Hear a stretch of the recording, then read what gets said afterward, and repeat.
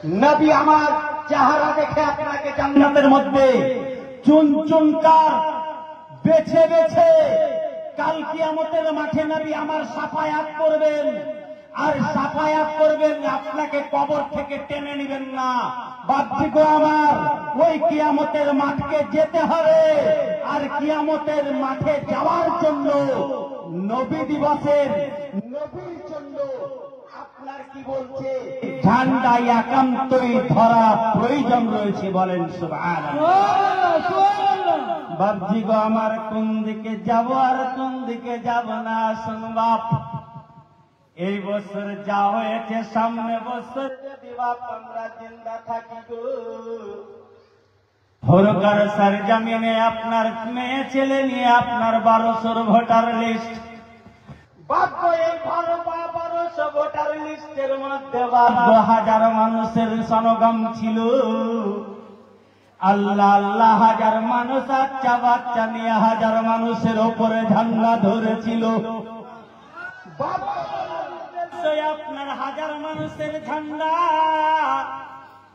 আল্লাহ আল্লাহ আপনাদেরকে বলবো রে বাপ, কাল কিয়ামতের মাঠে নবী আমার সাফায়াত করার জন্য আপনাকে ডাকবে রে।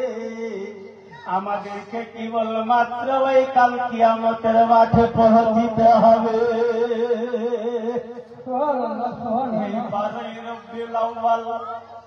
যে রাত্রে আমার নবী জন্মগ্রহণ করবেন, আল্লাহ বললেন জান্নাতকে সাজিয়ে দাও। তখন কোন মানুষ ছিল না। আপনার মক্কা থেকে জান্নাত পর্যন্ত সাজা হয়েছিল বাপ, আমি যাব না। আল্লাহ আল্লাহ আল্লাহ পাক জিবরিল আমিনকে বললেন, জিবরিল আমিন তিনটা ঝান্ডা আপনার ঝান্ডার মধ্যে লা ইলাহা ইল্লাল্লাহ মুহাম্মাদুর রাসূলুল্লাহ কলমা লেখা ছিল। আপনার তিনটা ঝান্ডা নিয়ে আসা করালেন, বলে যাও মক্কার মধ্যে ফেলে দাও। তিনটা ঝান্ডা, একটা আপনার কাবার ছাদে লেগেছিল রে বাপ, আর দ্বিতীয় ঝান্ডা লেগেছিল আপনার হালিমা আপনার মা আমিনার ঘরে। তৃতীয় ঝান্ডা লেগেছিল কোথায়? বাইতুল মুকাদ্দাসে। আল্লাহ পাক আপনার একটা নয় দুটা নয়, তার 350টায় আপনার জান্নাতের কমান্ডারকে, এক একটা কমান্ডারের পিছনে 3500 কমান্ডার ছিল। ওই 3500 কমান্ডারকে 3500 উট দিয়ে আপনার রাপ্রাব দিয়ে, কেউ বলেছেন রাপ্রাপাও, কেউ বলেছেন আপনার, কেউ বলেছেন মুজাহিদুল উট।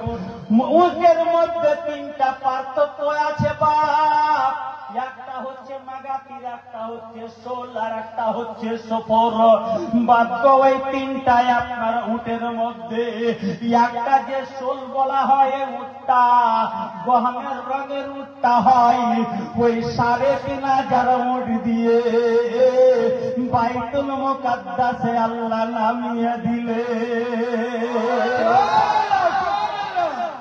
ওই বাইতুল মুকাদ্দাসে যখন নামিয়ে দিলেন, কয় হাজার সৈন্য ছিল? 3500 বাপ। যারা বীজ ভাষায় আপনার লিখেছেন মোহাম্মদের সিরাতে, বাগ্য বুখারী মুসলিম তিরমিজি সিয়াসাতটা লেখার আগে বাগ্য মনোযোগ দিবেন, ফালতু কথা বলি না রে। এই বুখারীর মধ্যে, বুখারীর লেখার আগে আপনার বুখারীর লেখার আগে আপনার 7 হিজরিতে 6 হিজরিতে কারবালা হয়েছে রে বাপ। ওই 7 হিজরিতে যে আল্লাহর নবীর সিরাত লেখা হয়েছিল, ওই আপনার মদিনাতুল মুনাওয়ারায় বসে বসে বাগ্য বুখারীর আগে লেখা ওই সিরাত ধরে আমি আপনাদের সামনে বক্তব্য দিচ্ছি। ওই সিরাতে লেখা আছে যে আপনার 3500 আপনার ফেরেশতাদের কমান্ডার, ফেরেশতাদের রিয়াজুল জান্নাহ যাকে বলা হয়, ওই 3500 লোক আপনার 3,500 দুল উট বাইতুল মুকাদ্দাস থেকে নারা লাগাতে লাগাতে কি আপনার কোথায় আসবেন আমেনার ঘর।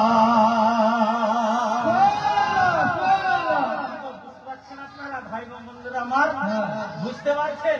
একবার জোরে সোরে বলেন তো, নারে তাকবীর, নারে তাকবীর, নারে রিসালাত, ঈদে মিলাদুন নবী জিন্দাবাদ, ঈদে মিলাদুন নবী। আস্তে বসে আস্তে বসে আস্তে বসে একবার জোরে শুনে আল্লাহুম্মা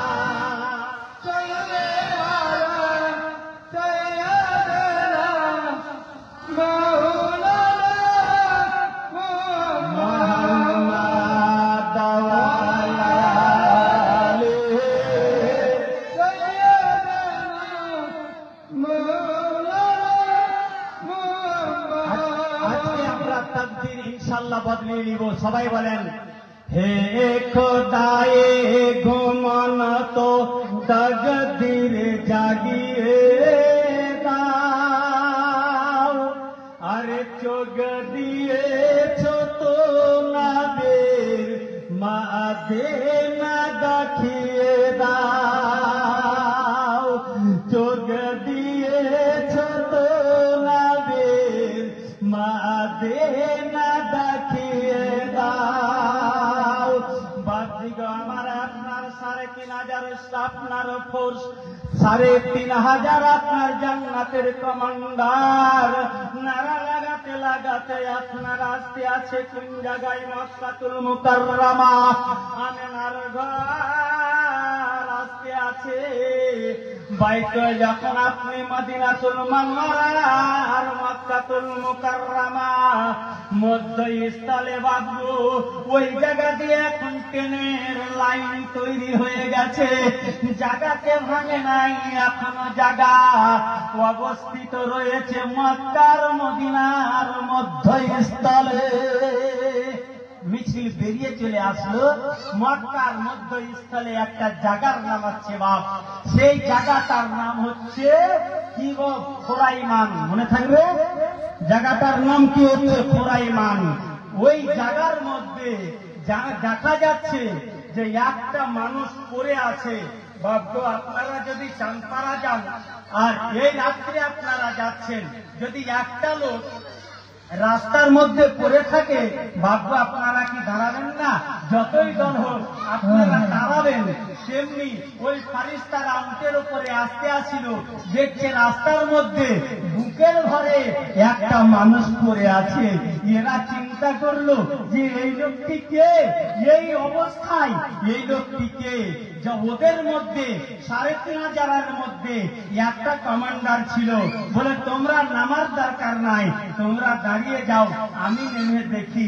যখনই নেমে দেখলো, আল্লাহ আল্লাহ, বুকের ভরে 2 হাত নাই, 2 পা নাই। মাগো আপনারা চিন্তা করবেন না, আপনারা ভাববেন না যে আমরা তো ঝান্ডা ধরতে পারবো না, আমরা কি ওই নেকি পাবো না? মাগো আপনারাও নেকি পাবেন। আজকে আপনাদেরকে প্রমাণ করে যাব, বাপজিরা ঝান্ডা ধরবে, আপনারা বিনা ঝান্ডা ধরে বাড়ির মধ্যে অতটা নেকি অর্জন করবেন। আপনাদেরকে আজকে বলে যাব ইনশাআল্লাহুল আযীম। মা আপনাদের ঘাবড়াবার চিন্তা নাই, চিন্তা করার কিছু নাই। আপনাদেরকে প্রমাণ করিয়ে যাব যে ছেলেরা ঝান্ডা ধরে নবীর নৈকট্য লাভ করতে পারবে। মা বোনেরা আপনারা বসে বসে ও আপনারাও নবীর নৈকট্য লাভ করে ফাতেমার কামান ধরে আপনারাও জান্নাতে যাবেন। বলেন সুবহানাল্লাহ, জোরে বলেন সুবহানাল্লাহ। ওই লোকটা বুকের ভারে পড়ে আছে। এই ব্যক্তি উঠে যখন আপনার চিৎ করে দেখল, আল্লাহ আল্লাহ, দুটো হাত নাই, দুটো পা নাই, মুখে আপনার বুকের মধ্যে ওই ব্যক্তি জিকির করতে আছে। যেমনই উল্টো করে দেওয়া, ওই লোকটা বলছে, হুজুর গো আপনি কি চিনতে পারছেন না? বলে আমি তোমাকে চিনতে পারছি না। ওই লোকটি বলছে, হুজুর কেন ভুলে গেলেন গো?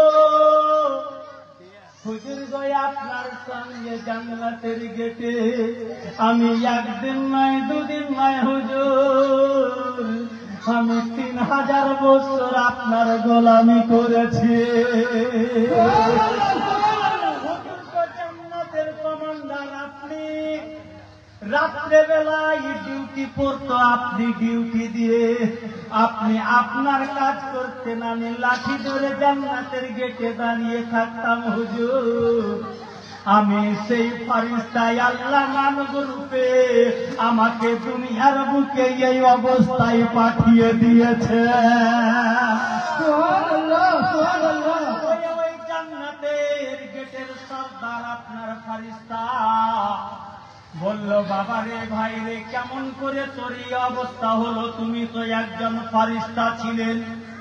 মনোযোগ দিয়ে মা বোনেরা ভাষা শুনিয়ে ওই ব্যক্তি বলতে আছে, আপনি হুজুর একদিন আমাকে ডিউটি দিলেন, আমি রাত্রে বেলায় যখন আমি ডিউটি দিতে লাগলাম আমি মনে মনে চিন্তা করলাম, আল্লাহ গো দুনিয়া অনেকদিন তোমার সৃষ্টি করা হয়েছে, আল্লাহ একবার এই রাত্রে বেলায় যদি দুনিয়াটা দেখতাম আমি বড় খুশি হতাম রে।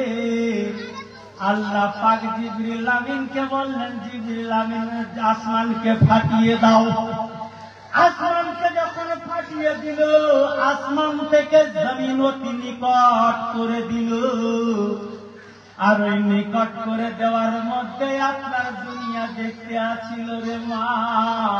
ওই দুনিয়া দেখতে দেখতে মিশাল স্বরূপ আপনারা জেনে নেন, ঝিল্লির মধ্যে একটা বাড়ি ছিল, ওই বাড়িটাকে ফারিস্তা নিজের নজরে দেখতে আছে। আল্লাহ আল্লাহ, ওই বাড়ির মধ্যে গো বাপ একটা অধম পড়েছিল, যার দুখানা টান নাই, হাতের মধ্যে হাত আপনার পুঙ্গ হয়ে আছে, বড় তাকে পিপাসা লেগেছে, পিপাসা লেগেছে। আল্লাহ আল্লাহ, ওই যেই দিকে পানি আছে যাবার চেষ্টা করছে, কিন্তু যেতে পারছেন না, বারবার যাওয়ার চেষ্টা করছে, যেতে পারছে না। অনেক সুন্দরে ওই কারিশমাটা দেখলো, দেখার পরে ওর স্ত্রী অনেকখানি পরে আসলো, আসার পরে পরে এসে নিজের স্বামীকে চাপিয়ে ধরে বলছে, ও গো স্বামী গো, আমি প্রতিদিন মাগরিবের আগে ঢুকি গো স্বামী, আজকে একটু মালিক আসতে দেরি হয়ে গেছিল গো স্বামী, বলে আমি আটাটা নিতে আমার দেরি হলো। আমি সারাদিন কাম করে স্বামী গো ওই আটা নেওয়ার জন্য দাঁড়িয়েছিলাম স্বামী, আর এর জন্য এতটা দেরি হয়েছে স্বামী গো। আর আমার মনে হচ্ছে তোমাকে পিপাসা লেগেছে স্বামী। ওই আটাটাকে ওর স্ত্রী রেখে দিল রে মা। সর্বপ্রথম এক গ্লাস পানি ঢেলে স্বামীর মুখে দিয়ে স্বামীকে চুমা খেয়ে বলছে, স্বামী গো আপনি আমার জন্য স্বামী ওই মাগরিবের পর থেকে স্বামী গো এই 3 ঘন্টা ধরে আপনি কষ্ট পেলেন স্বামী, আমার জন্য স্বামী আপনি মাফ করে দিয়েন, কারণ যদি আপনি মাফ না করেন আল্লাহ কাল কিয়ামতে আমাকে জান্নাত দেবে না।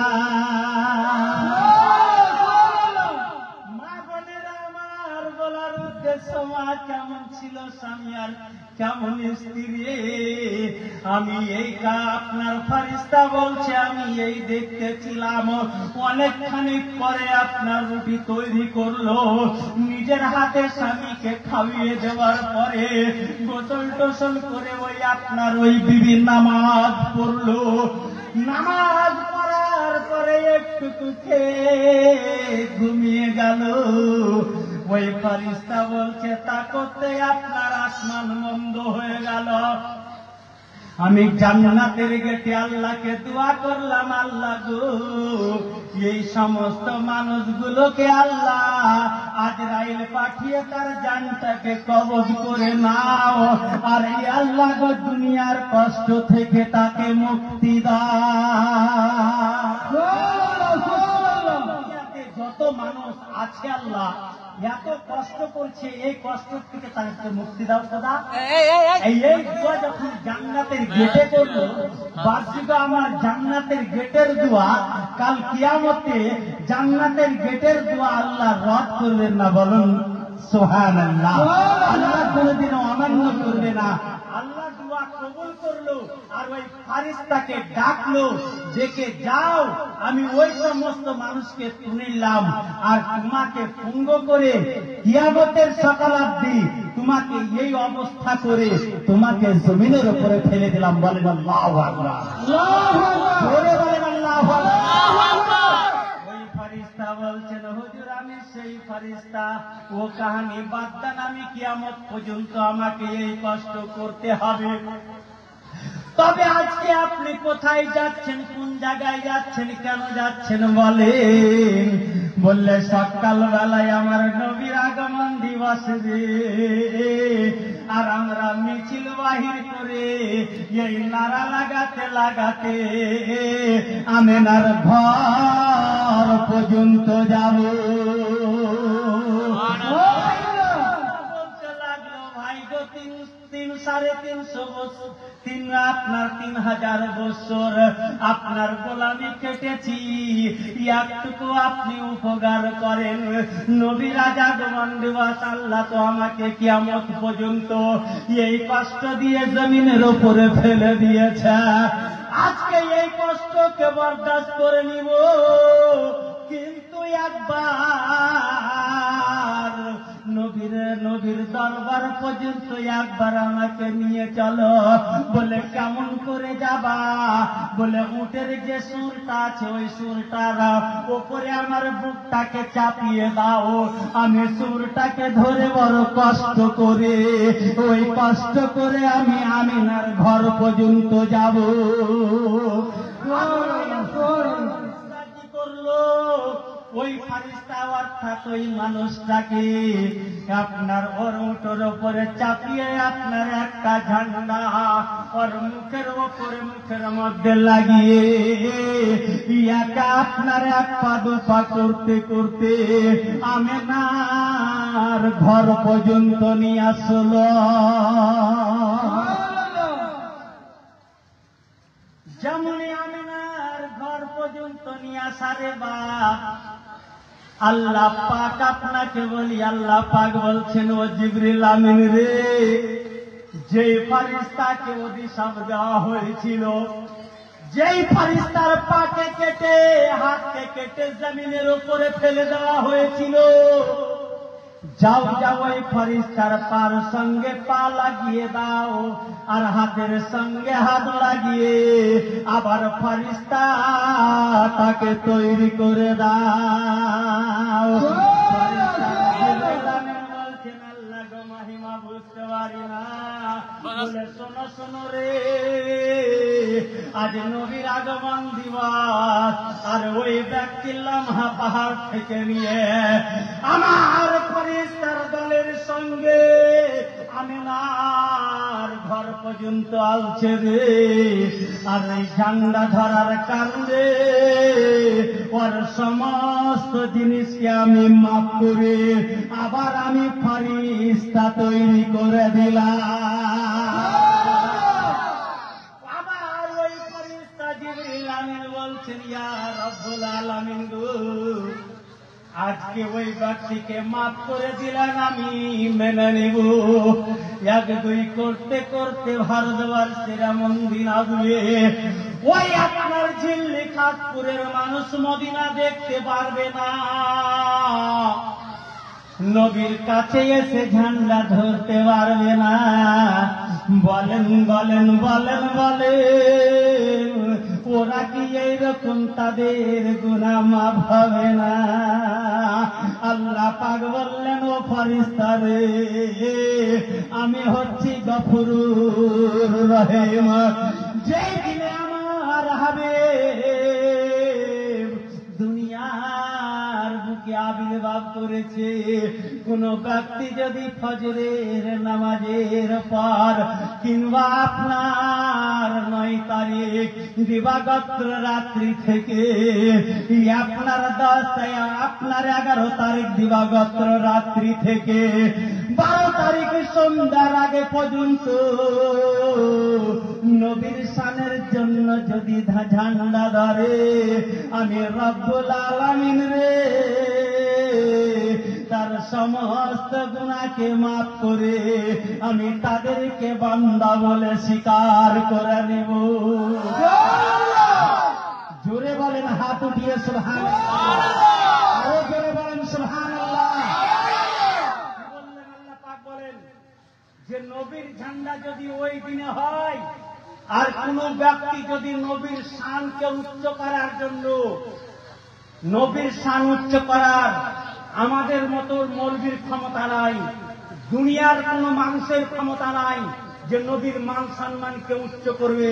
কোথাও কোন যতই বড় আল্লাহর ওলি হোক, নবীর শানকে উচ্চ করার মতো পৃথিবীতে কাউকে আল্লাহ তৈরি করেনি। বাপজি গো, আল্লাহ পাক পরওয়ারদিগারে আলাম, আল্লাহ আল্লাহ নবীর শানকে উচ্চ কে করবে রে? গায়ে এমন লোক আছে যে নবীর শানকে উচ্চ করবে? বললেন না ইমাম সাহেবরা বলে, মৌলবীদের মুখে শোনা যে আল্লাহ পাক নবীর উপরে দরুদ শরীফ পাঠ করে, তোমরাও নবীর উপরে দরুদ পাঠ করো, বলে না? যে আল্লাহ পাক নবীর উপরে দরুদ পড়ে, তোমরাও দরুদ পড়ো। আমিও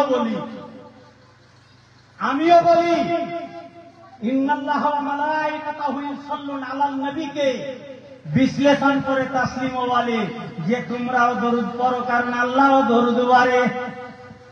আমিও জানি, আমিও পড়েছি যে আল্লাহ নামাজ ফরজ করেছে, আল্লাহ নামাজ পড়ে না। যাকাত ওয়াজিব করেছে, আল্লাহ কিন্তু যাকাত দেয় না। নবীর ঝান্ডা ধরার কথা বলেছেন, কিন্তু আল্লাহ ঝান্ডা ধরেন না। মসজিদ করার কথা বলেছেন, আল্লাহ মসজিদ করেন না। মাদ্রাসা করার কথা বলেছেন, আল্লাহ মাদ্রাসা করেন না। কোরআন পড়ার কথা বলেছেন, আল্লাহ কোরআন করেন না।